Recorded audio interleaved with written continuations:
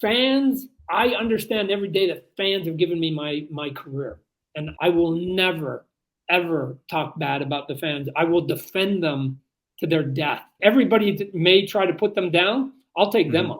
I'll take them on. But somebody in India is listening, and they publish books anyways. So you'll lend me your brand onto what our look and our taste are. Then the answer is yeah, I'll listen very seriously. So can you say a Namaste India to all the fans back there? Namaste, folks. Watch me on NRI Studio Podcast. These are the best people out there. You don't want to miss one of their episodes.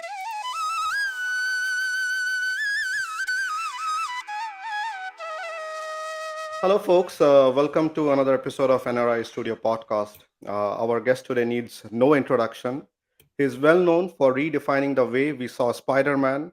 He revolutionized the action figure industry by launching his own action figure brand and championed creator-owned rights by co-founding Image Comics. His character Spawn has received love in both in comics and motion pictures. Yes, guys, you have guessed it right. Our guest today at NRI Studio Podcast is the legendary Todd McFarlane. Todd, we are honored to welcome you to our show. How are you doing today, Todd? Thanks for having me today. Appreciate you guys making the time. We appreciate your time, Todd, and we start. Let's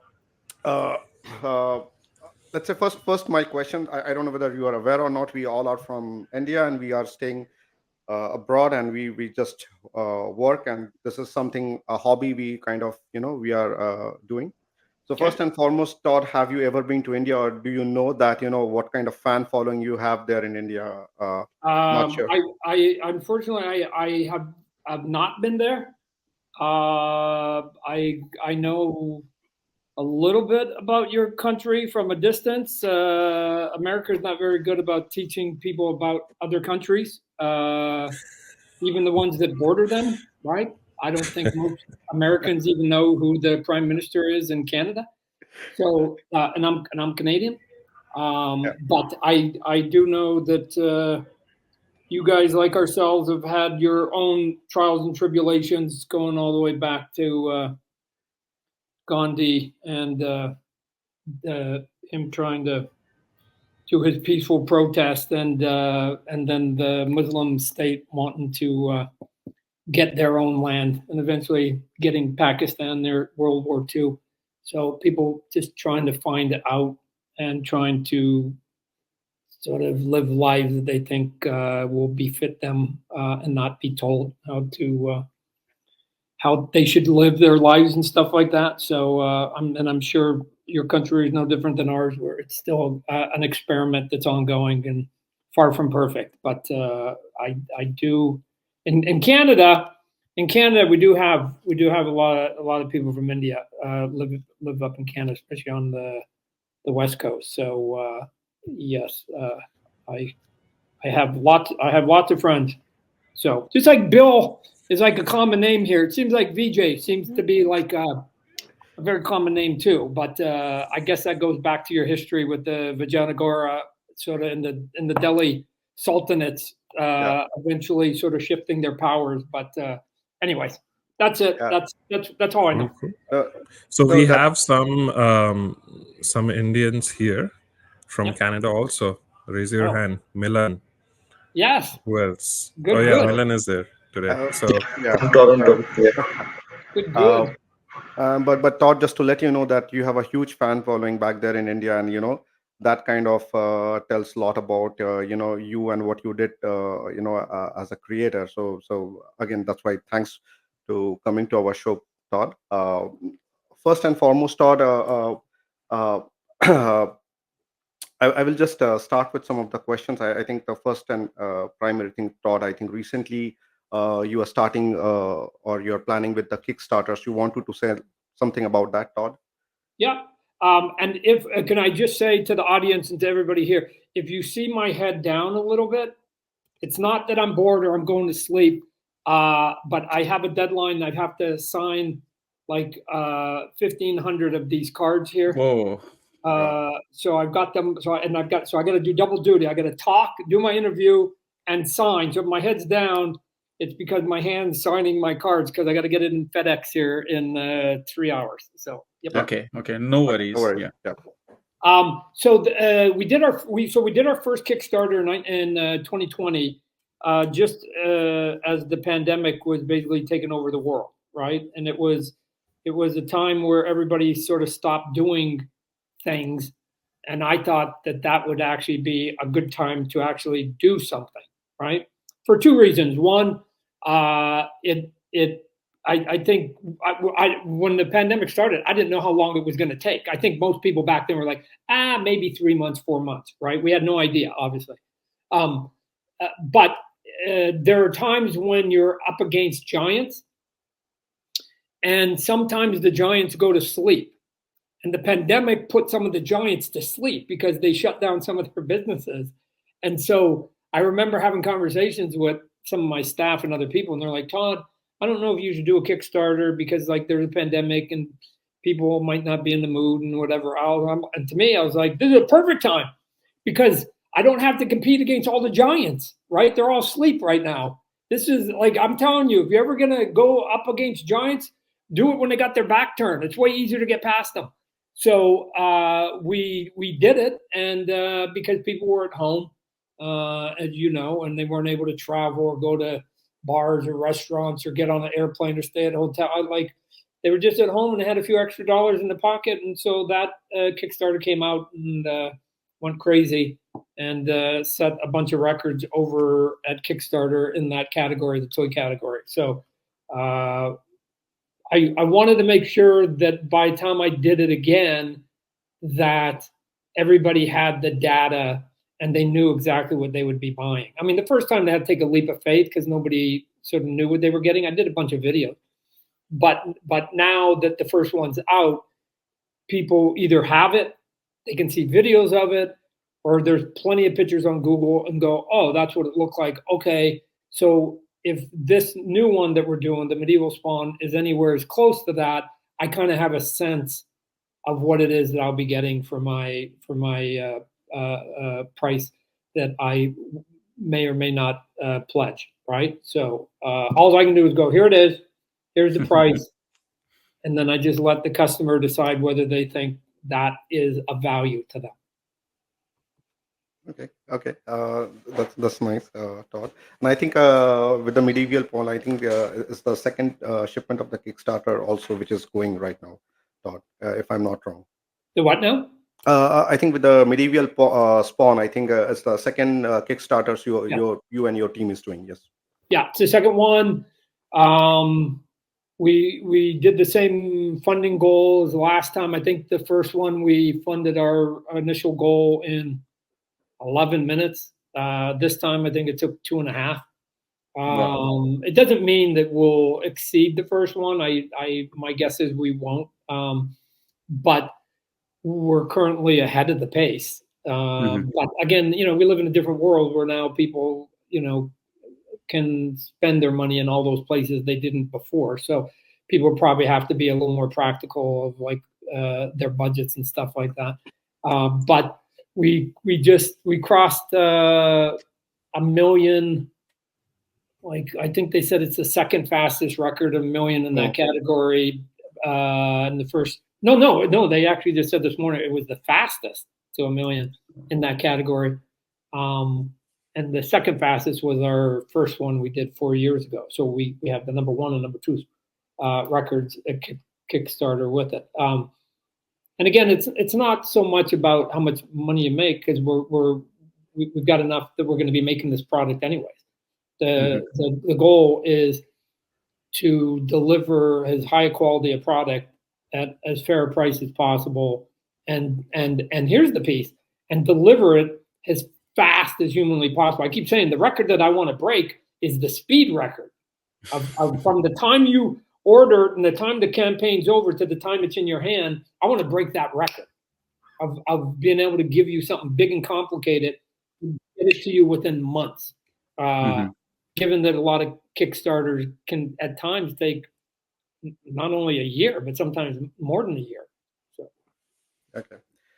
Thanks, Todd. Just taking back one of the question which I had, let's say from your earlier time. So let's say, Todd, you began your career with your first published work in Epic Comic. That was Coyote. I think it was in 1984, followed Yeah, by some of Epic was run by Marvel at that point. yeah, yeah, and then you did some kind of a significant contribution towards DC and Marvel, like Batman Year Two, Incredible Hulk. And then in 1988, approximately during that time, I think Marvel handed you the reins of the Amazing Spider-Man. Yep. The question here is considering the legendary artist who has previously worked on ASM, like of Steve Ditko, John Romita Sr., John Buscema, Gil Kane, etc. Yep. How did it feel to step into that lineage? Did it give you a sense that you had truly joined the ranks of the comics industry greats, or it was something different? No, because my career was still, my career was still moving upwards, right? So probably doing the Hulk was sort of the first move up the hill, because again, it's a character that even my mom and dad knew, right? I remember when I got the job for the Hulk, my mom going, "Oh man, Todd, you finally made it," even though I'd been in the business for 3 years. Because she didn't know what Coyote was, she didn't know what Infinity Incorporated was, so she was like, "What?" Like, Mom, I've been working in comic books for 3 years, but because she knew the name of the character, she thought that was important. And then from the Hulk, yes, I did a little bit of Batman, but I went into the Spider-Man office. At that point, they had three Spider-Man comic books. They had the Amazing Spider-Man, the Granddaddy. They had Peter Parker, the Spectacular Spider-Man, and then they had the Web of Spider-Man. And so I just thought I would get a Spider-Man book, right? And then when they said Amazing Spider-Man, it felt different, because it was like, oh my gosh, Amazing Spider-Man. That's like the one that goes all the way back. That's like near Fantastic Four #1 territory, right? That's what put Marvel on the map. And I'm going, wow, man, I get to do Amazing Spider-Man. Shoot, I would have been happy with any of the books, Spider-Man books that they had, but they put me on that one. Was, yeah, like, as a fan, it was kind of cool. Thanks, Todd. Vishwajit, over to you. You're on mute, Vishwajit. So, like, everybody knows that you've been doing this for a long time. For years, we've been doing Zoom, and there's a mute button. It is amazing. It is amazing. I do it all the time too. That we are now 8 years, 5 years, whatever, into these Zoom meetings, and still every meeting this happens at least once. Yeah. Just today in my office meetings, in the Teams meeting, yeah, I was speaking without turning off the mute, and we can't hear you. Yeah. No. We're terrible. Like, you think we would know by now, right? You put the Winnie the Pooh on the front, right? Yeah. So, Right. So the question is obviously, like, your style of breaking into the Spider-Man art, which took it into a totally different direction than how he looks, how he especially flies around. Mm-hmm. Those acrobatic poses which you came up with and everything. So what I want to ask is, like, before your run, I think Alex Saviuk was doing the Amazing Spider-Man. He drew a couple of issues, and before that, we know a line of other artists. Yep. The shift, the paneling, everything changed after, I think, 2 or 3 issues that you draw. Yep. So, I mean, like, was that preconceived? Like, you knew if you're getting this book, like, was it like your idea to totally move away from that, and were you, like, given that independence from day one, that you can, because like you said, it's a legacy book, it has a lot of eyes on it, and they know how it's going to, so such a big experiment on such a big book. So here's the easy answer. The answer is, like, of course I didn't have any of those plans, because I didn't even know I was going to get the book, right? So you don't lay in bed sort of reinventing every single character in your head, right? But once they gave me the first issue, then I went, oh, okay, now what, right? What do we do? How do we have fun with it? I mean, one of the first requests was we get him out of the black costume, right? And we can get into that a little bit later because that's basically how that guy Venom ends up coming to be. I just go get that black costume off Peter Parker. I don't want to draw him in the black costume because Spider-Man's that guy, right? Red and blue guy. Yeah. So that to me that was like, oh no, I just want to draw like my classic version of Spider-Man. The doing the changes was strictly a survival instinct, and I think that all us artists should have it. Whenever look at every artist is swimming in a pool with hundreds, if not thousands, of other competing artists. And one of the hard tasks is to get noticed. And so I had to come up with it and do some things I felt as a young budding artist that would maybe get some eyeballs on me. And so when I looked at Spider-Man, I didn't want to replicate what had been done before, not because I thought it was bad, and I've said it 100 times, not because I thought it wasn't good. It was actually the opposite. I thought that they had made the sort of the perfect, especially John Romita Sr., he had made the perfect Spider-Man. Yeah. And I thought I would be foolish to do a watered down version of John Romita Sr.'s Spider-Man. And so the only way I was going to get any notice was to go, well, how can I do something a little funky? And then I thought about Steve Ditko, and I thought Steve Ditko's Spider-Man was way more quirky. I mean, and that's the word I would use, quirky. And his artwork was weird, and the Spider-Man was weird. And I just thought it felt fun. And the other piece I've said before, I didn't feel that the book had been updated since about 1967. Like, he dressed in the same clothes. His wife dressed in the same clothes. She's a supermodel. And she was still wearing the same clothes from 1967. She never had a curl on her head. Like, what are you talking about? She's a supermodel. And so I just want, okay, well, let's just start picking places. I'm going to make Mary Jane sexy. I'm going to make her act and feel and dress like a supermodel. If she's a supermodel, she's going to want her boyfriend at that point, husband, to want to dress nice too. You're not going on a date and my husband looking like that, right? I'm going to dress him up. So Peter Parker got a little bit sort of slick and whatever else. And then it got to, well, what do I want to do with Spider-Man? And, you know, one of the things was I wanted to try and come up with some webbing that I could shoot towards camera, because the way they had invented the webs before, you couldn't do that. And I had seen years earlier this one drawing that Michael Golden had done. It really caught my attention when I was 17 or something. And I just extrapolated that and expanded it and then went like super crazy. Because he did a little short one and I did that cowboy one, and then I wrapped it a lot more. That ended up becoming known as the spaghetti webbing. Spaghetti webbing.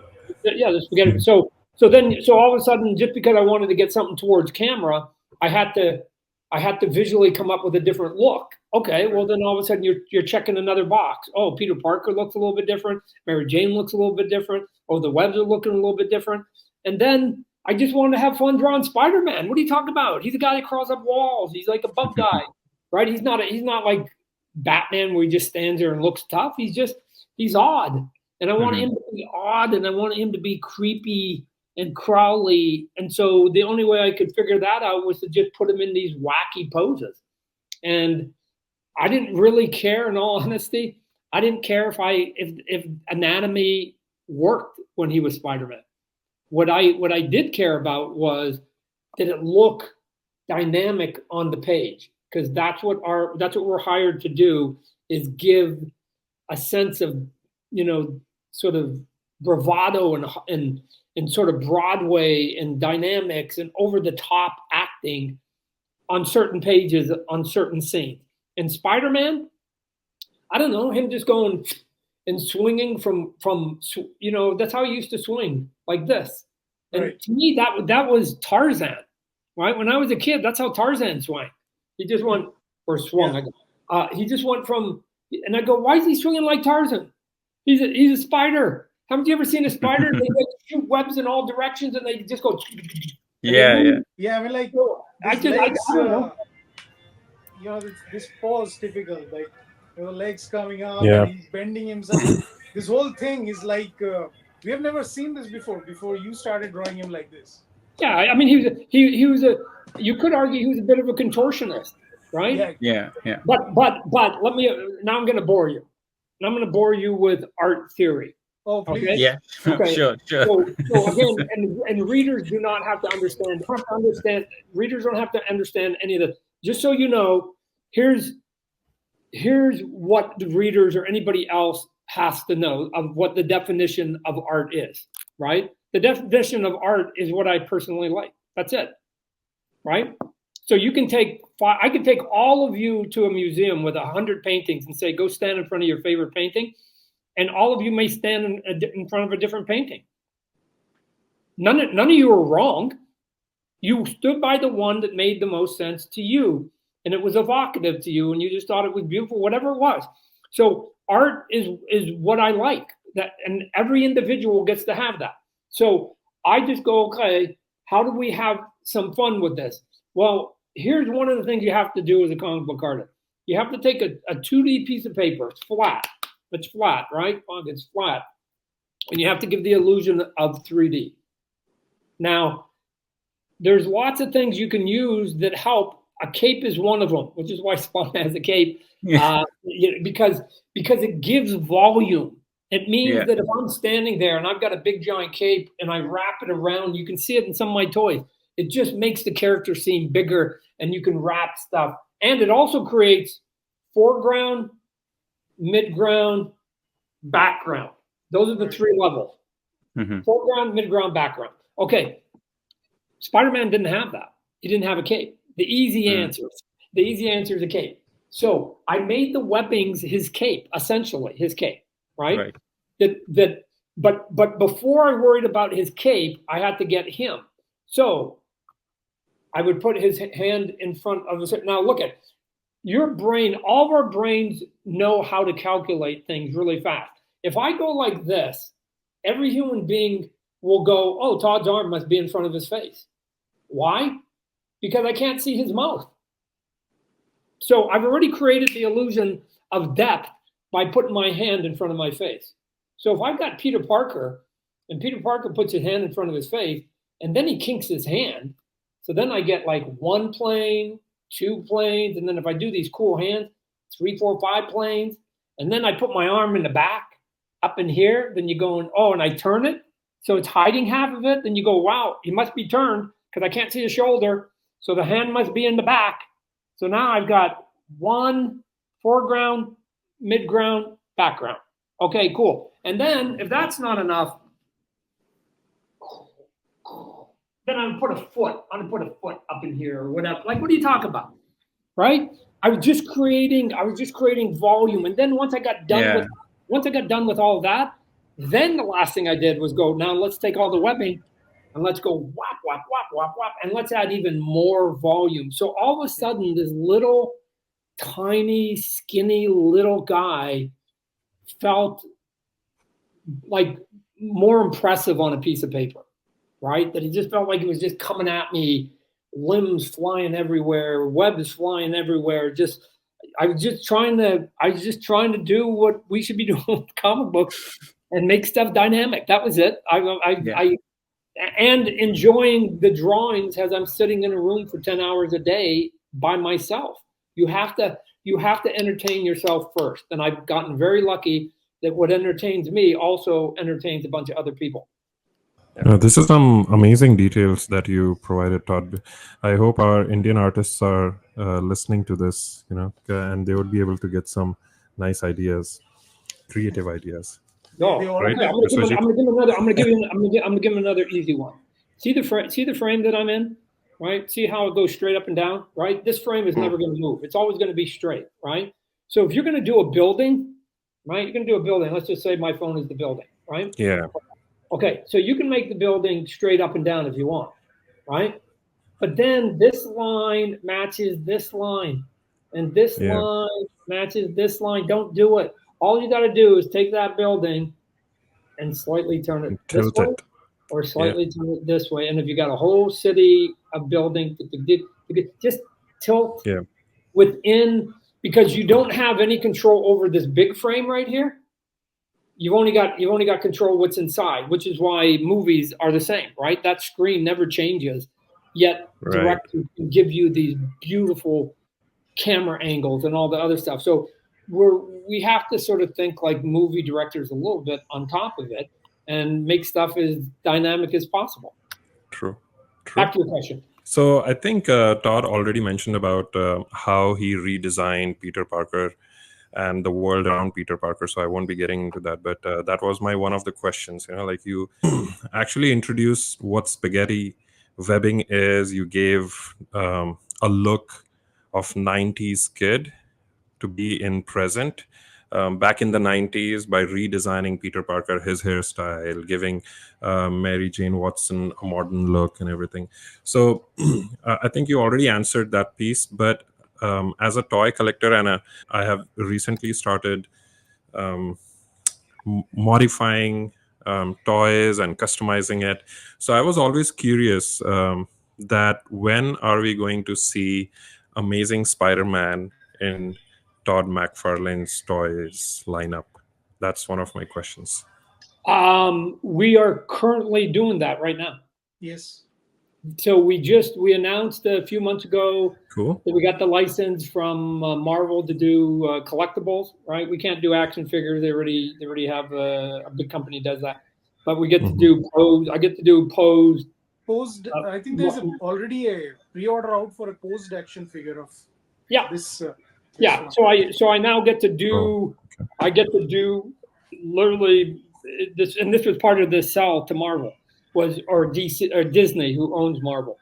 Mhm. Why don't you let McFarlane make McFarlane artwork, and we'll give it to a company that makes toys called McFarlane Toys, right? Like, just let the same dude who drew it design it and make it. Like, what are you talking about? This combo can't get replicated by anybody else. So you're not going to get anybody complaining that you're cutting the pie of your license and duplicating it. Because, and guess what? Not only will McFarlane do McFarlane art by McFarlane Toy, McFarlane will also sign some of his stuff, right? So it's a combo that you can't replicate. So you don't have to feel guilty that you're going to give me a piece of Marvel business. And they did. So I'll be doing some of my own artwork, and then I'll be doing artwork of people who inspired me, some of my peers when I was in working at Marvel, and then some of the current hot artists that are at Marvel right now doing some great work on some of their characters. Interesting. Okay, so my next question is: you have mentioned in the past that while you were working as comic book artists, you decided to educate yourself on two skill sets mainly. One was to excel as a comic book artist, and the other one was being successful as a businessman. So my question is: when you started McFarlane Toys, what kind of challenges you had to face with existing big names in the industry who used to make action figure toys? And why did you settled on making 7-inch articulated action figures while the toy market was with 6-inch or lesser than that? Right. So let's go to it. Look, I never wanted to be a businessman. That was never a goal. Right? The only reason I became a businessman, you have two choices at some point. Sometimes you hit a fork in the road. And at some point, and you hear this with a lot of creative people, and they complain about business people. Man, if only I could do it myself. They don't know what they're doing. They don't know whatever. Look, I don't like to complain much, right? I like to just problem solve. So if you have art, and I'm an artist first and foremost, and you want to deliver it to people, then you have two choices. You either let other people help you that are not artists, and you have to trust them, and you have to accept they know what they're doing most of the time. Mm-hmm. Or you just do it yourself. But what you don't get to do, what I don't have any tolerance for, is if you're an artist and you bitch about the business people, but you don't want to learn the business. You don't get to do that. Hmm. They're doing the best they can. You Right. may not agree with it. If you want to do better, if you want to have more input, then learn it. Then learn it. And so I have a personality that I wasn't able to give that decision making to other people, and I just go, no, I'm going to create these companies, not because I want to have a company, not because I want to employ people, not because I want to be rich and famous and be a businessman. None of the above. It's because I want to get my art across to people in the form that I see best. And the way to do that was to do the Spawn comic book. I get up, I get to come up with an idea, I get to draw that idea and write that idea on a piece of paper, and I do not have to ask a single human being's permission to do any of that. Now, it doesn't mean that I'm right or what I'm doing is better or any of that. I'm not saying any of that. What it means to me is that I get to come up with creative ideas and I don't need anybody's approval. That's a good day. I got to tell you, that's a good day. Now you get to the second step is that once you finish that, you have to offer it to the world and you cross your fingers and you hope you get enough people to actually like it so that you can pay the bills and you can do it again next week. And then the week after and the week after. And I have been fortunate enough that I have found enough people. Let me just go on record. I don't need fucking everybody. I don't need everybody. I need enough people to basically be able to keep doing art the way I see fit. And I've been now found enough people, so I've been able to do it for 40 years. Cool. It's a good life. It's a good life. I'm not saying that That's incredible. What I've done is better than anybody else's. I do not make that. I do not make any of that. And I don't even say that the path I took is a path that anybody else should take. I'm only saying this is the path that I, Todd, took for myself because I only have dominion over one human being on this planet, me. I don't control anybody else. Name's God, Todd, only rhymes with God. I only get to control me, not my wife. She gets to make her own decisions, right? I have to figure out how to improve my life every day. Because you know who else is going to do it for me if I don't? No one. Nobody. Yeah. Nobody. What are you talking about? So for me, I just go, what would make me happy? And what would make me happy is to be able to create and have as little interference as possible. I'm not saying, again, if you can work at Marvel for 20 years or DC for 20 years, God bless you. Like, what do I care? I don't like that's that person's life. I couldn't. I wasn't built for that. I had to just go and do my own thing. So, and I didn't think they would make cool toys, so I had to start a toy company. I never had any aspiration of making a toy. What are you talking about? When number one came out, there wasn't a single thought of having a toy company in my life. So, and here we are, 30 years later, and I'm making toys, right? We're doing Kickstarters, we're making toys. There's some packaging on some of the Kickstarter. Wow. That looks cool. That's super cool. Yeah. Yeah, he is super cool. Oh, here he is. Look, I'm going to show you this Kickstarter figure too. Look at all the details. Wow. Whoa. Wow. Wow. Look at those details. The armor. And that's chain. this is close to production. This isn't a prototype. This is Oh, production. wow. This is a production. Is that about the same size the McFarlane other toys are? Like about It's the same size, or it's a It's the same size as the other 1 by 10. Kickstarter. It's kind of about the same. I don't know. I haven't measured it whether it's exactly the same. But yeah. speaking of size, you that was part of your question earlier, right? Yeah. So Yeah. if people had 6-inch figures and I came out with 7-inch figures. Why? Why Right. would I do that? Because mine are fucking bigger. Simple reason. If you want to go against Hershey chocolate bar, right? Here's what I would recommend. If you're going to sell it for the same price, you're not going Make to it beat their bigger. name. You're not going to beat their marketing. Just give them more chocolate. Give them more chocolate.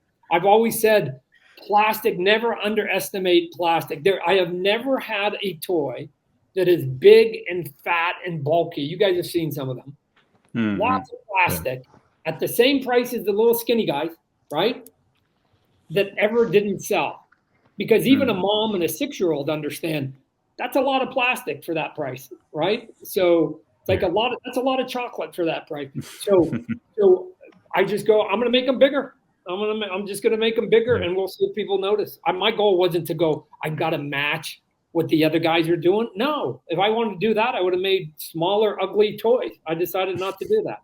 So Todd, please make them so- more in numbers, because just yesterday Yes. the Court of Owls 3-pack, I tried to get it. It sold out in 8 minutes. The pre-order. Oh, Yes, yeah, it did. yeah. Okay, so you're talking about the Kickstarter. That was the premium pack. The Court of Owls one with the Talon, Nightwing, and the 3-pack. The other ones. Oh, yeah, Amazon exclusive one. It was I on keep- pre-order. I keep telling believe them. so. I keep telling them they should be buying more. I'm trying to. Because we've done this with them before. That it comes and it's gone. It comes and it's gone. Right. Yeah. It doesn't mean that you order 10 times as much, because it doesn't make it as hard. But I don't know. If you're selling 500, you might want to do 550 next time. I don't know. So, but so usually what they do when they sell out something that fast, they'll come back to us and say, hey, can you give us that 3-pack again, but make some changes to it so it doesn't diminish the value of the people who got it the first time. And then we can offer it again a little bit later for people who want it, but it won't be the exact same pack, and it'll be produced at a higher number. Sometimes they'll do that, but yes. Do rock concerts sometimes sell out, and opening day movies sometimes sell out? Yep. So it's just the nature of the beast. In economics 101, it's called supply and demand. So. Yeah. Hey, True, thanks, Todd. Milan, over to you. Yeah, I got just one question. That how did Todd come up with this idea, and how he was able to bring Batman to Spawn Universe? Okay, so probably in our, I don't even know, I should remember, but in our second or third year after we formed Image Comics, right? And Image Comics, for people who don't know, the third largest comic company in North America. You got Marvel, DC, and then you got Image Comics. We've been there for 30 7 years. founders. Yeah. So Co-founders. we did a Spawn Batman comic book, Frank Miller and I. We already did one years and years and years ago. So we already did it once, and then people have been bugging me about, and sometimes I talk to some of the people at the Marvel and DC, because I still got friends there. And it was like, man, we should do something. I'm like, well, it would have to include Spawn, right? I'm like, I can't draw for you unless it includes Spawn. And so it was Greg Capullo just finished his run on a Batman and done a great run with him and Scott Snyder. And I just went, oh man, what if we did a Batman Spawn? And then I could convince Greg, because Greg has drawn more issues of Spawn than anybody else. And I don't know, he's probably getting pretty close, or is the leader now in the most issues of drawing Batman. I mean, so here's a guy that has drawn both of those characters and made his mark artistically on both of them.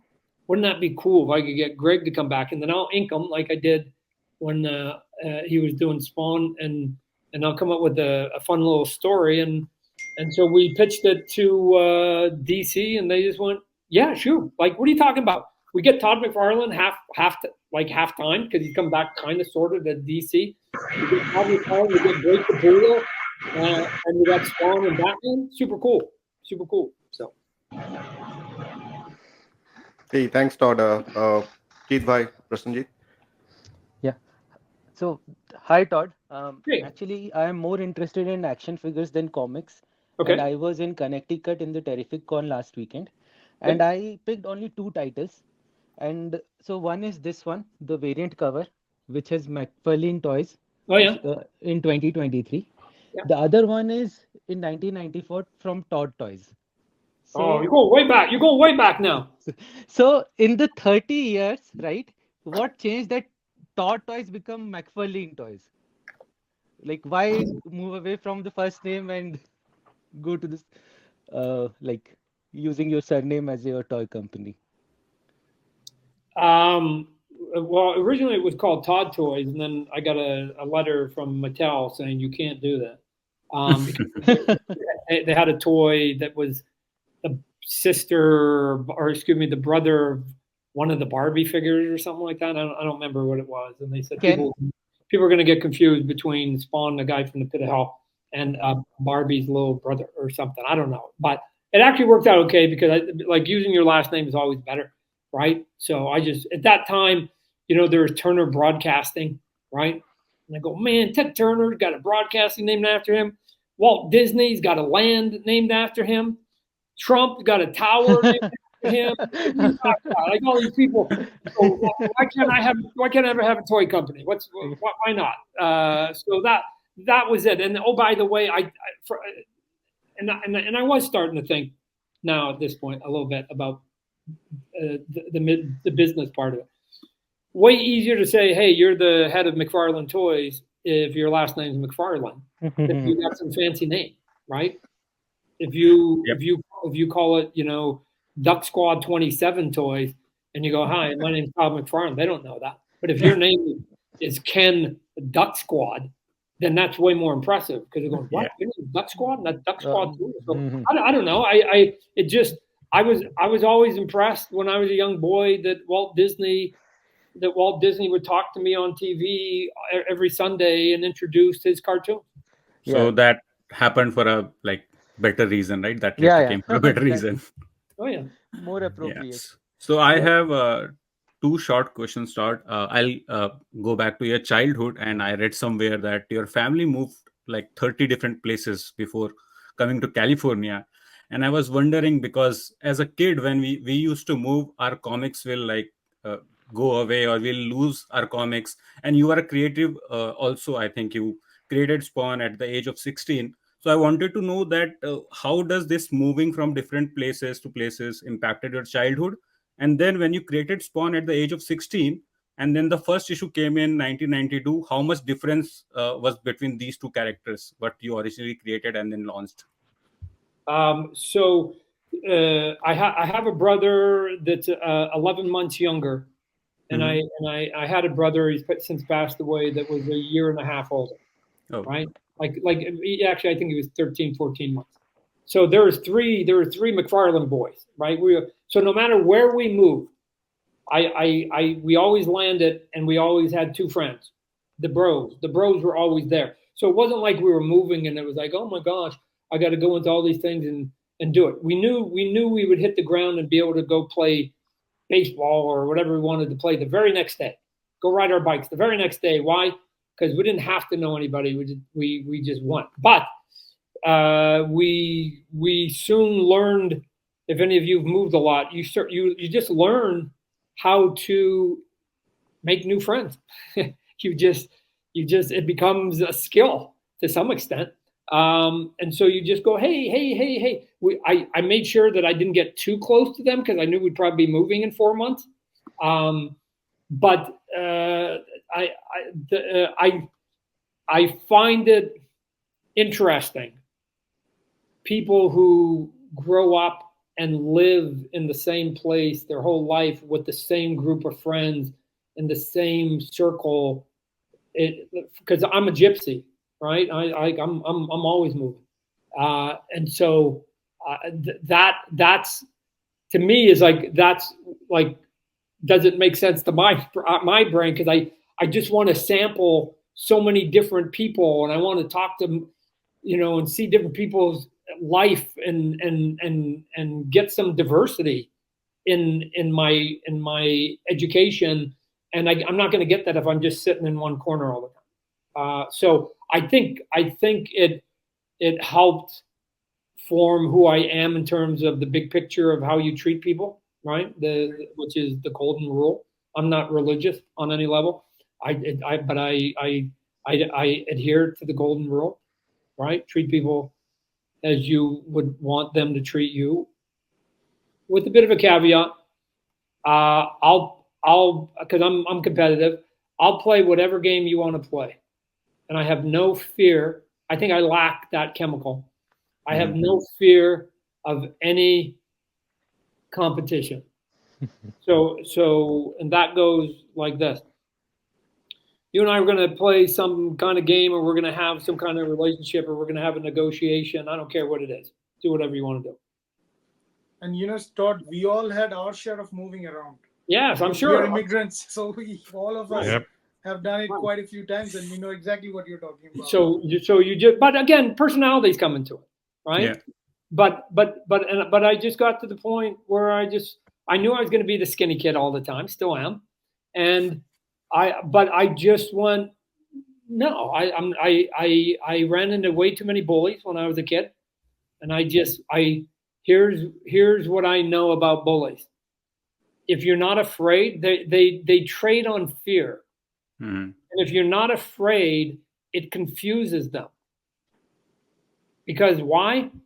When they threaten you and they're twice as big as you and you don't care and you're not afraid, it confuses them.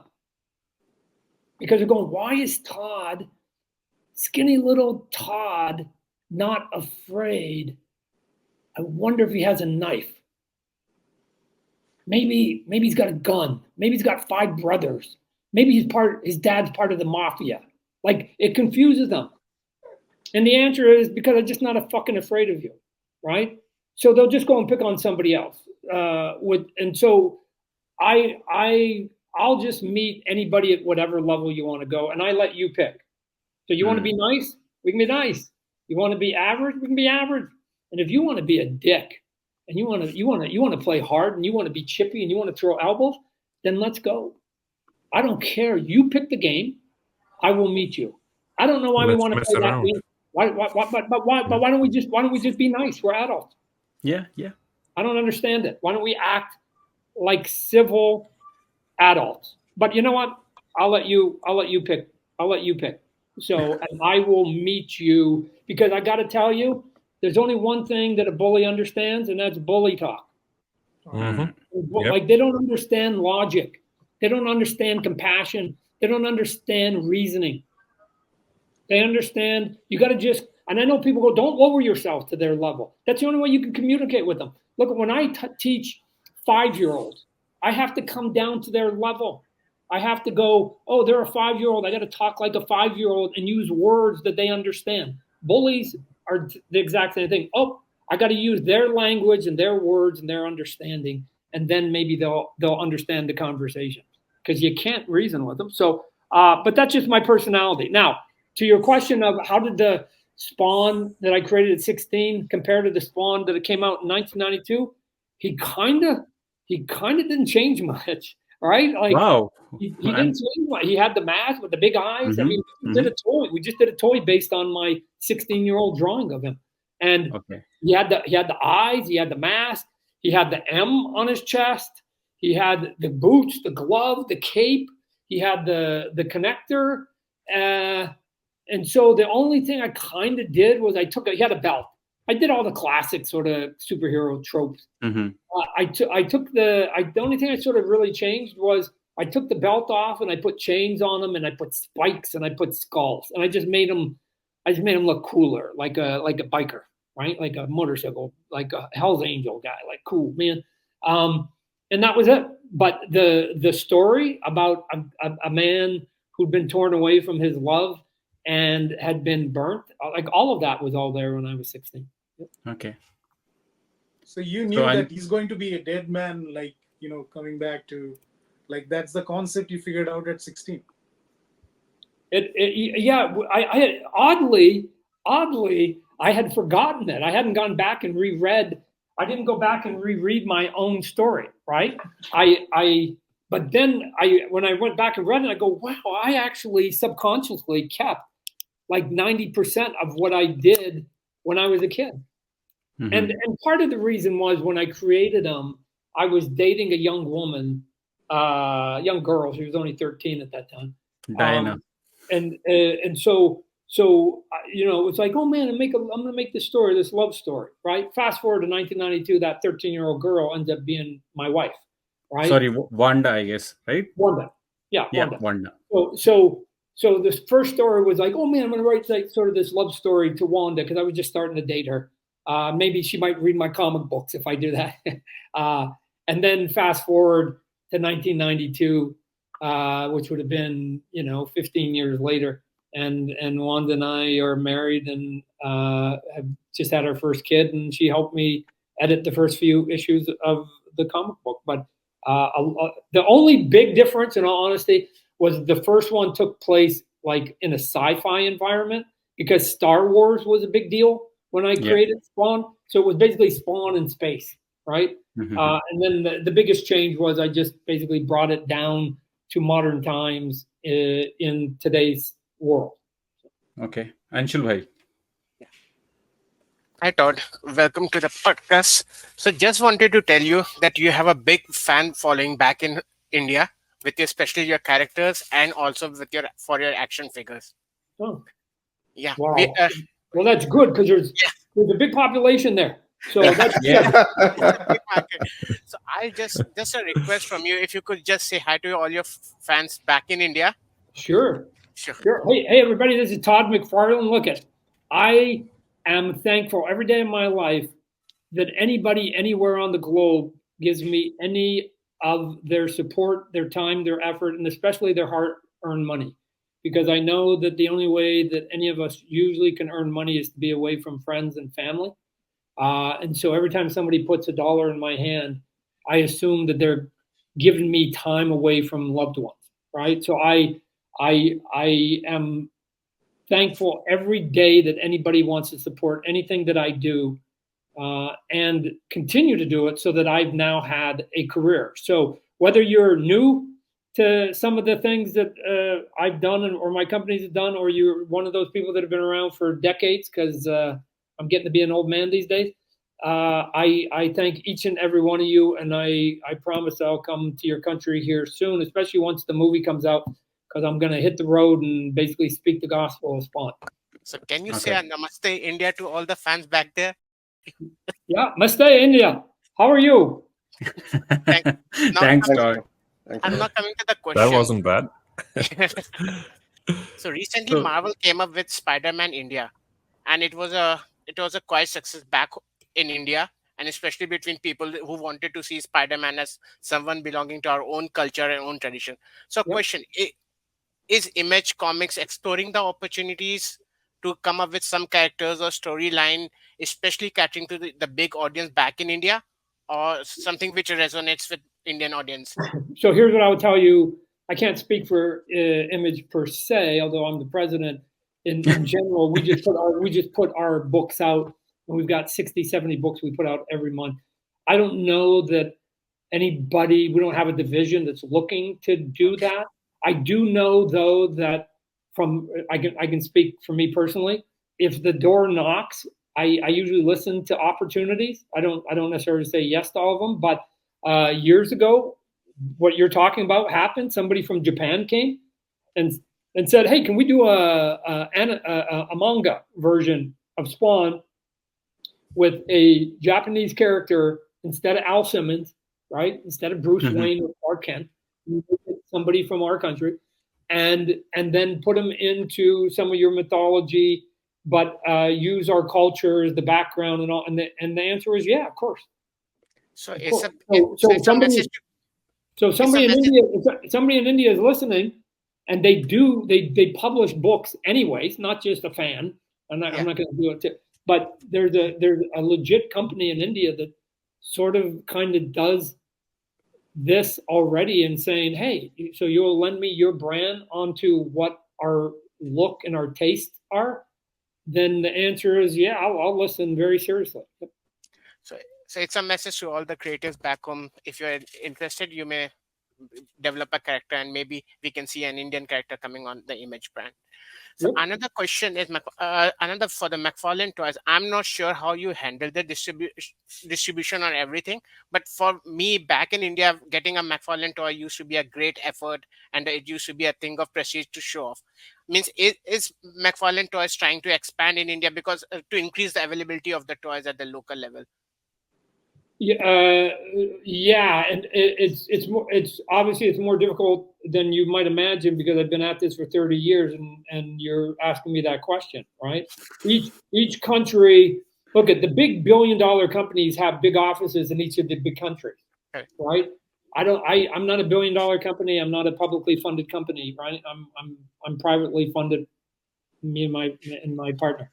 So we want our toys to be in as many places as possible, but that means we have to find distributors. And then once you find distributors, then by the time you take your American toy and you ship it and you add that cost and you give it to the distributor and they add their cost and then they give it to their store and their store adds that cost, all of a sudden this item can get very expensive to have in the right places.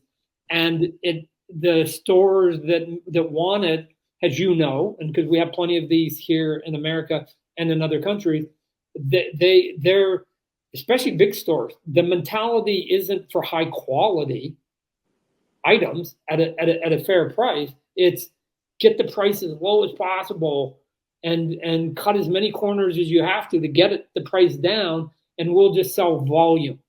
We'll sell volume.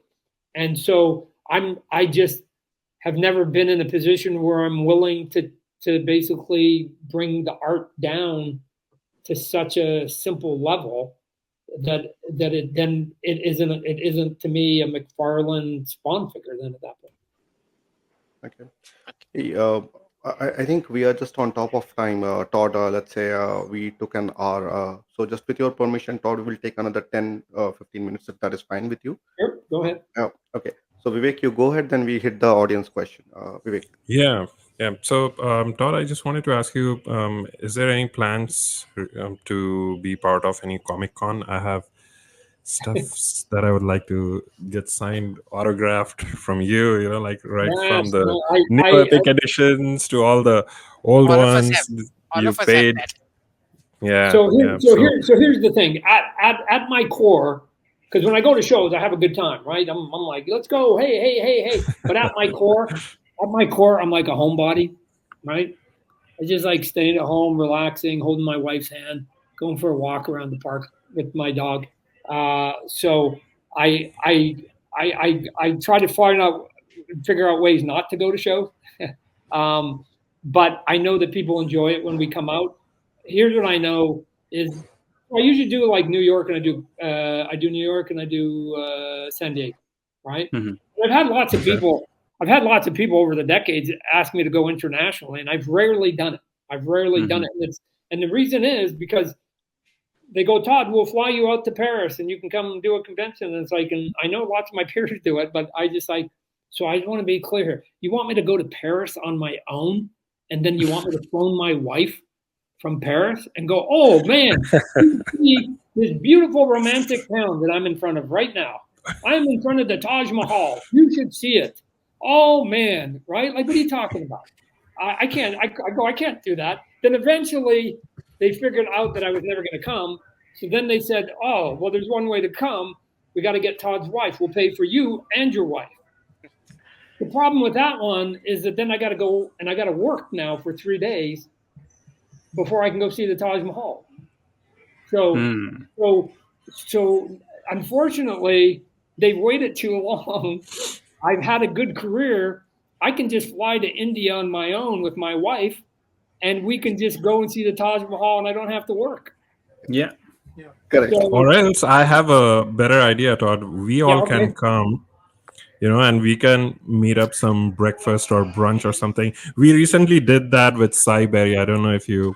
I didn't know that. Yes, Cy Berry. He is one of the amazing artists. He's in his 90s. He was very kind to provide us a date, and we flew to Boston, and we spent like an hour or so. So yeah, I mean, we are just giving you options, Yeah, no. I like it when the movie comes out. I'm going to circle the globe and try to get to as many places as possible because I'll have a bigger message to talk about. Yeah. Right? Yep. Everybody like I think that would be the right time. Yeah. People who buy comic books, it's this many, and people who buy toys, it's this many. But people who go to movies and watch TV, huge. Yeah. It's everybody. It's everybody. So exactly. So like again, look I got 350 plus issues of Spawn. I go to my neighbor and I say, hey, I'm Todd McFarlane. I created Spawn. They don't care. They look at me and they go, I don't even know what you just said, right? But if I say, hey, I'm Todd McFarlane, I co-created Venom, Yeah, that matters. Mhm. Not because of the comic book.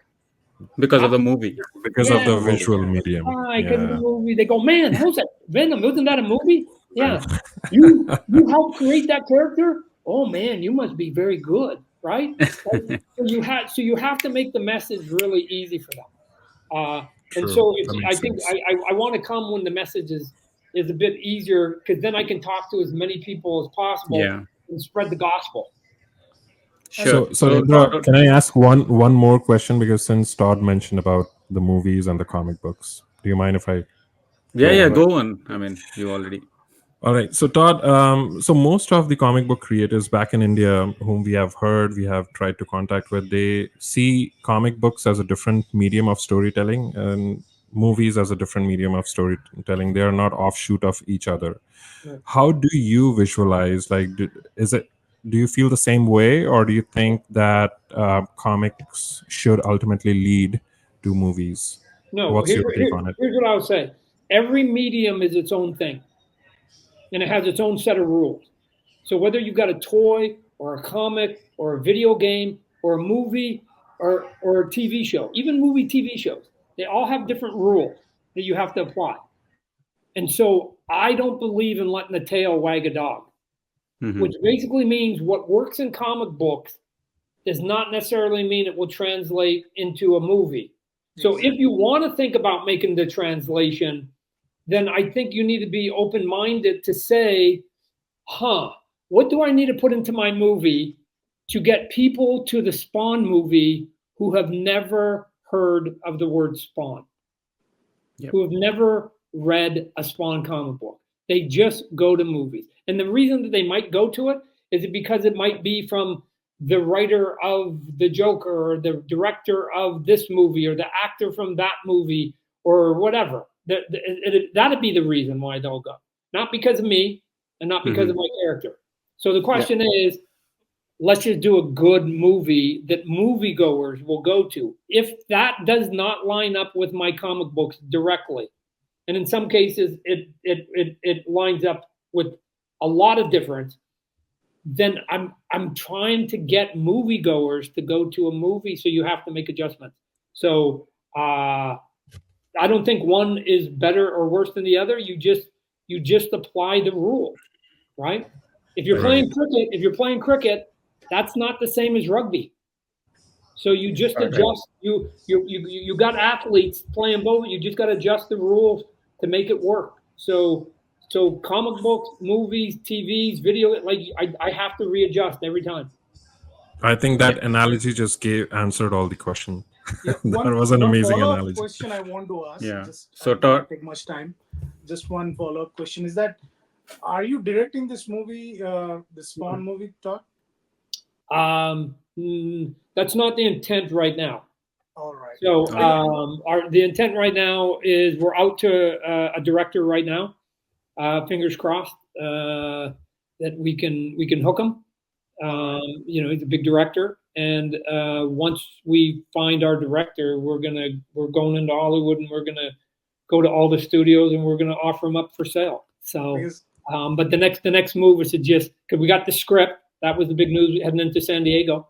Script is finished, so now we have to go get our director, and then we'll take everybody that we have on our team, and we'll move them into the offer into Hollywood and say, this character with that script, with that director, with these actors, with that producer, that is the team.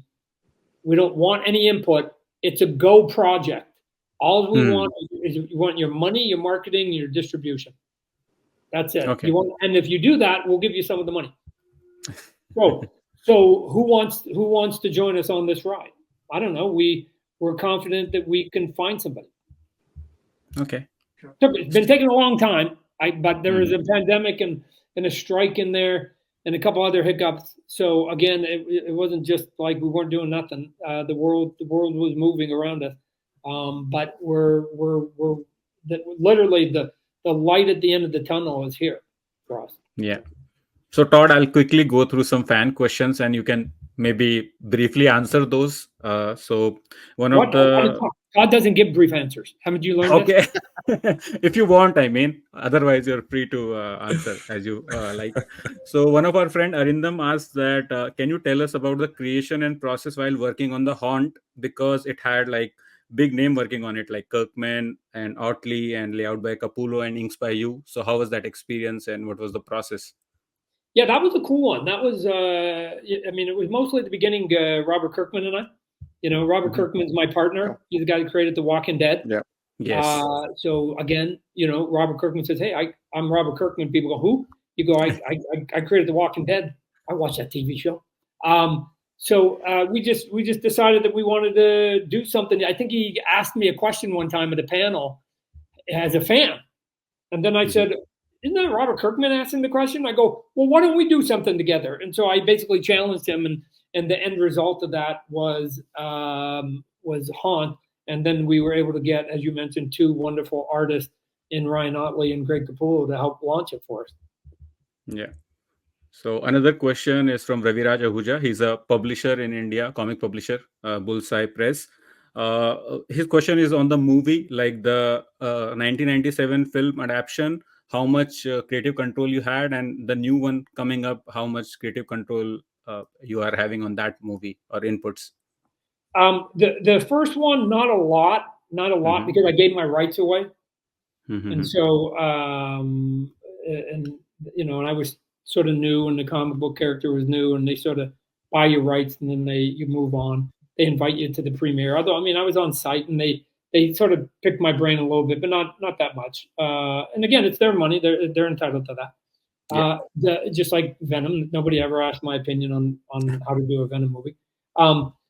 The second one, it's a complicated answer because I have the rights and I'm gonna insert myself, but I also I'm old enough now and mature enough to know that if you hire really skilled people, you have to trust them that they'll do it. I'm not gonna go find a top flight director and say, hey, if it was me, I would light it like this. I'd use this camera angle. I'm not gonna do that. Right? Yeah. So what we try to do is the only thing I'm going to really be pushing everybody, and everybody so far is in agreement, is we just keep the essence of what a house Spawn means to people. And to me, I keep saying, if you did a word cloud of Spawn, I think the two biggest words would be like badass and dark and gritty, right? Like, and if you keep those has your North Star and you don't deviate from it, how you get to badass, how you get to cool and dark and gritty, I don't care as long as it's in the package someplace. So, and then I turn to people who've been doing this for 20 years that have a lot of talent, and you have to assume that they're going to take care of your creative baby for you. And I'll be there every step of the way because I'll be the producer on it. And here we go. Okay. So next couple of questions are from Rajat Mishra. He's one of our friends. So he's saying, what is the most unexpected place or situation you have found inspiration for a new Spawn storyline? Wow. I don't think that there's one. I think the world every day reveals stories to you because humanity as a whole, we're very flawed. We're very flawed. We like to think ourselves as being different. We like to think that we're better than we are, but we are flawed human beings. And here's why I say that. And I don't say it to be cynical. I say it to be factual. We're now, nobody knows how long we've been around, but let's just assume we've been around a long, long, long time, right? And yet we still kill each other, and we still war, and we still have poverty, and we still have inequality. And we've had fucking thousands of years to figure that out, and we haven't. And we now, combined with that, we now live in a world where the dollar can buy me your soul. If I pay you enough money and I give you a big enough job, you will basically say and do anything you can for me, or you will do everything you can to protect that job and that money, even if it means that other people are getting hurt by that, right? So Yep. I've only tried to teach my kid two things, right? I got one's a doctor. She went to India. She was with sort of the Doctors Without Borders kind of group, and she went out to India to help in India. I've got a lawyer, and then I got my son works for me. But and so everything that they've done, and they're smart people, my wife taught them, right? Tens of thousands of things. I try to only teach them two things. One, never speak out of ignorance. If you don't know, don't talk about it. Educate yourself or learn. Number two, never bet against greed. It will break your heart. It will break your heart. If you think that human beings are going to do the right thing because it will help somebody else while at the same time hurt them, it won't happen. You're going to break your heart. And for the odd person who does it, they usually make a movie, write a book, make a statue, right? They're unicorns. They're unicorns. Every incident that we come across, every movie that you see where somebody's going, why are you doing that? Don't rock the boat. We have a nice house. Our kids are going to college. Our friends, what are they going to say at church if we do this? But luckily, every now and then, and they're the people that, because I think that I would try to do the most I can, and I don't even think I would live to the standards of these unicorns, that they go, if I don't do the right thing, and that may cost me not only my job and my friends, it may cost me my own family. But if I don't do the right thing, I will never have a sound night of sleep for the rest of my natural life. And I can't do that. But those people they don't come along that often. Usually what ends up happening is like, come on, Todd, why are you rocking the boat? Status quo. Just why do you want to do that? Come on. Spider-Man's eyes are this big. Come on, what are you doing? Come on, you're making this, you're aggravating. I'm getting in trouble from my boss. Like, nobody wants to push boundaries, right? Because it's uncomfortable. It's uncomfortable, right? And so you have to sadly become, at least I did for survival, I had to become a cold fish. I get my goal and I become relentless to that goal.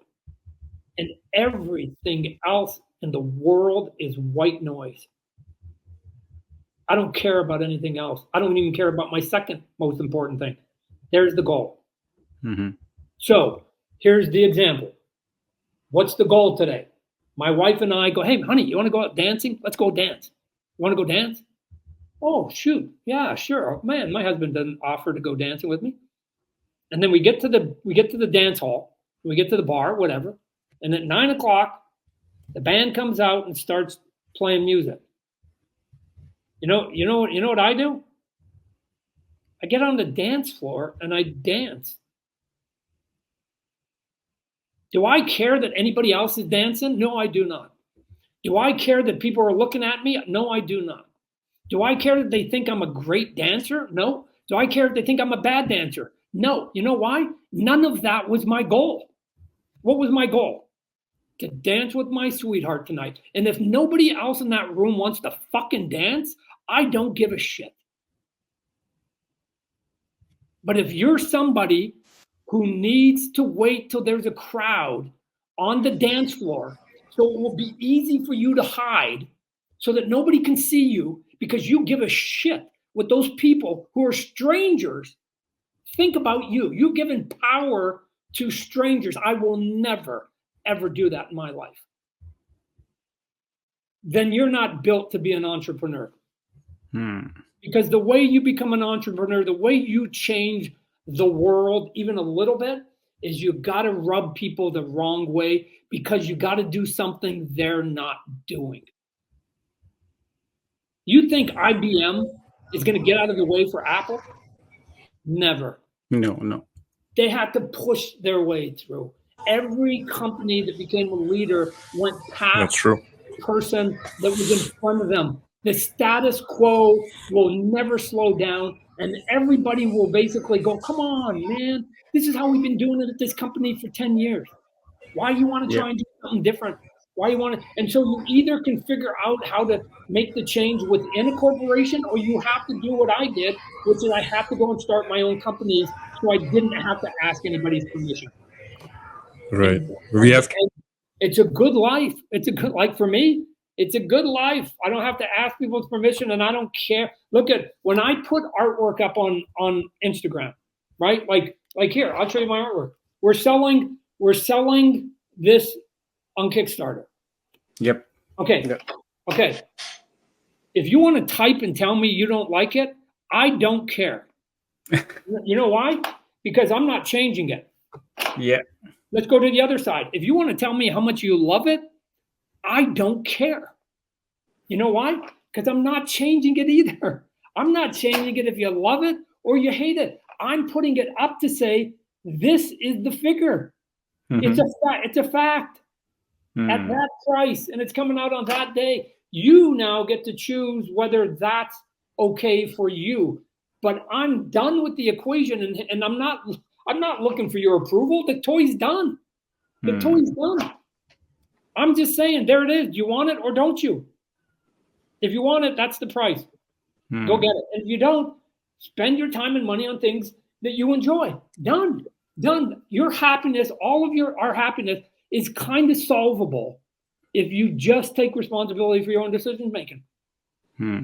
Why? I don't put anything up for approval. I put it up as facts. That's the cover of my next comic book. That's it. That's why I put it up as a fact. If you like that comic book, that's what the cover looks like. You should look for that cover. So, yeah. So, Todd, one last question is related to a fan interaction. Have you ever had any craziest fan interaction or piece of fan art you have received you want to share with us? No, I've had not really. Here's what I'll say about fans. They give me a great living. They've given me a good career, and they've provided me with finances so I can take care of my family in a way that I never imagined. And I don't take any of that for granted. So when I'm in front of a fan, however they want to act, they get to. And if they have a question, no matter how silly somebody else may think that question is, or how nerdy or how dumb they might think that question is, I owe them the respect. If it's important enough for them to ask, it's important enough for me to answer. I don't have the right to judge what is important for somebody else at that moment. It must be important for them because it's the only question they ask. So I don't know. I understand every day that fans have given me my career, and I will never ever talk bad about the fans. I will defend them to their death. Like everybody that may try to put them down, I'll take them on. I'll take them on, but not like fan. And I'm not even saying my own fans. I'm saying any fan, like athletes and singers and movie stars. They're only as good as their fans. If those fans are not supporting you and giving you money, then we are all just self-indulging. And so we should be thankful for each and every one of them, unless they become stalkers. So, Todd, I think we had a really good time. Thank you so much for joining this very small Can podcast. I ask a comic book question? Last one. Yeah. have 5 Dada, minutes. go on. Yeah. Since Amit, can you share that images I gave you? Yes. Just a second. This one? Right. So this one is, I think, from the Batman Spawn, the first time, the Frank Miller one. Yep. And there's the next one. Go to the Spawn issue number 1. Yeah, this is the one. See, newsreader again. Then there is one from the Spider-Man. Here, your take.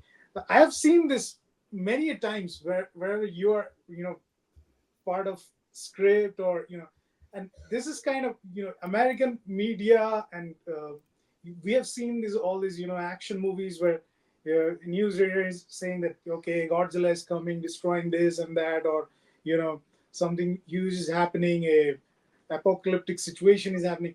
This is something, a common thing I've seen around. Like, was there like a thought process behind it, like start the story Yep. with the impact, with the newsreader, Yep. the Here, news this thing is is very easy. significant to American, lifestyle. No, it's no. You're overthinking it. You're overthinking it. I'm really simple in my thought process of most things.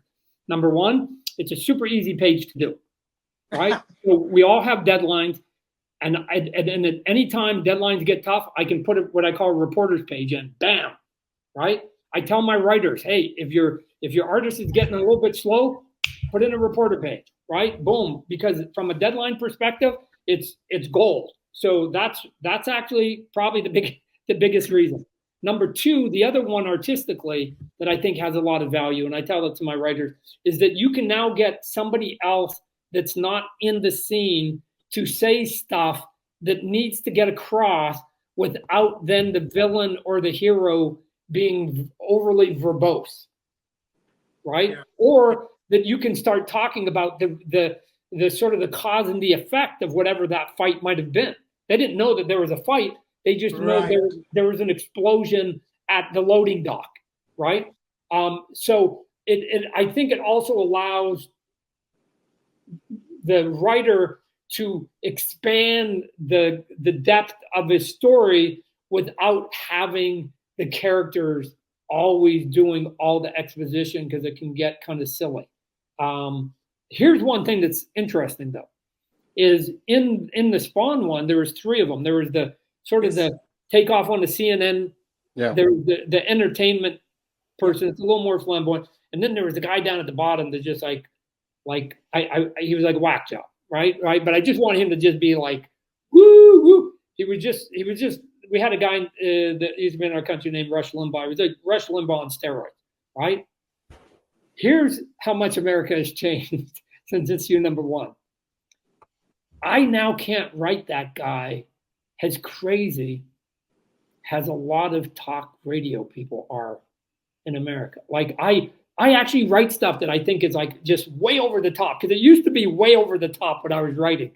And I now write it and I go, man, I think I heard this on the radio last week, right? I don't know how to get crazier about it. So it tells me that something has changed in the 20, 30 years I've been doing Spawn that's on here. The one guy at the bottom, the crazy guy with the beard, the loudmouth. The one thing that I have done that not too many people have picked up on, but almost every single issue, if you look, he has a different logo behind him. Yeah. And the reason was because he was so over the top, I just assumed he kept getting fired. And then he would go get another job in another city, and then he'd do the same thing, and then he'd eventually get fired because he's so over the top, right? But so he's sort of the guy that's the crazy that's out there. But he also isn't, because I don't know if I'm trying to think if I've had the scene with him. Yeah, this guy. Yeah, I don't know if I've had the scene no, not that guy. That's Spider-Man, the guy with the gray beard. But go to the Spawn one. In the Spawn one, but so I don't know if I've done the scene yet. I either have and I remembering, or I haven't, and I want to do it. But the answer is that guy's a demon, right? Mm-hmm. Yeah. And at some point, I don't know if I ever did the scene or if I need to do the scene, but you end with him being crazy and then and cut, and he walks to his dressing room. And he walks in the dressing room, and then Spawn goes, and he pushes him up against the wall. And he goes, I know who you are. I know what you are. Yeah. Right? And then the guy goes, go ahead, dude. Kill me. Kill me. There's 1,000 like me. Mm-hmm. Right? You're just taking out one. I literally, I'm one of the snakes on the Medusa head. And here's the thing about you fucking humans, right? You're doing my work for me. Because I've been doing this thing. Like, listen to what I say on the radio. You know what I talk about? Chaos. I am an agent of chaos. If you say up, I say down. If you say down, I say up. I will never agree with you. My job is chaos.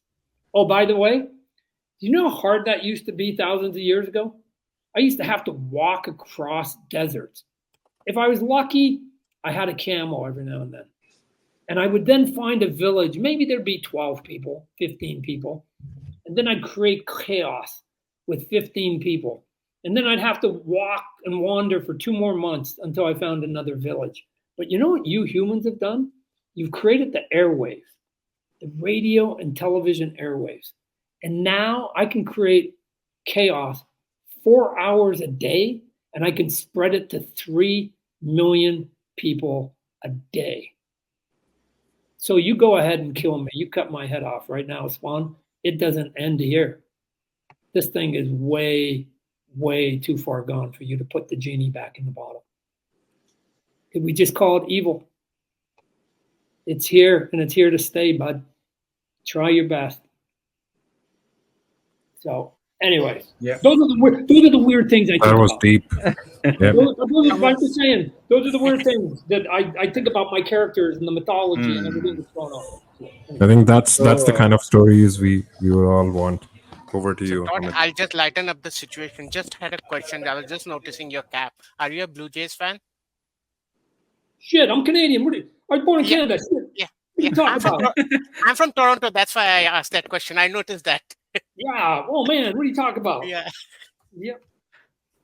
Yeah, so Todd, we're really enjoying talking to you, and I hope it's the same feeling for you also. So, if you have any feedback or you want to share, like how you felt during this podcast, you can share, and then we can close the podcast. We'll do it. Yeah. So here's the thing. Sometimes people go, "Hey Todd, we'll give you your questions in advance." I never want a question in advance, right? Hmm. And at the end, then sometimes people ask, like, "Well, Todd, how did you like it? Did you enjoy it?" Right? It doesn't matter. It's over. The interview is over. I've said my part.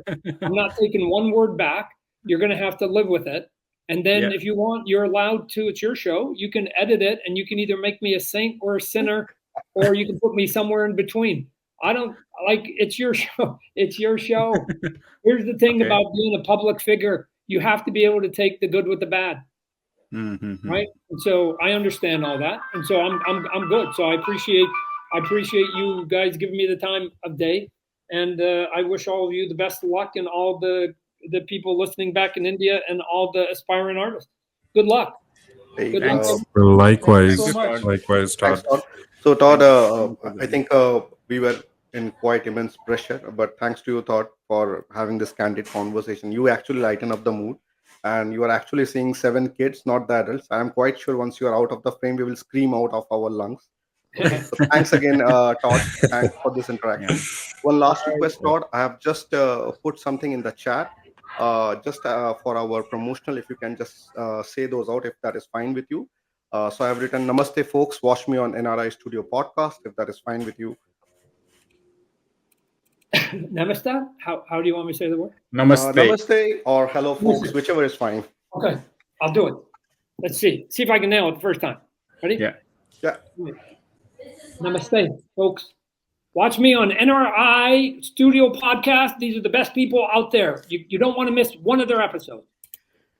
Thank you, Thanks, Todd. Todd. Thank you. Awesome. Thank you so That's much, cool. Todd. Awesome. For joining. Yeah. Thank You're a you. one-take artist, Todd. Amazing.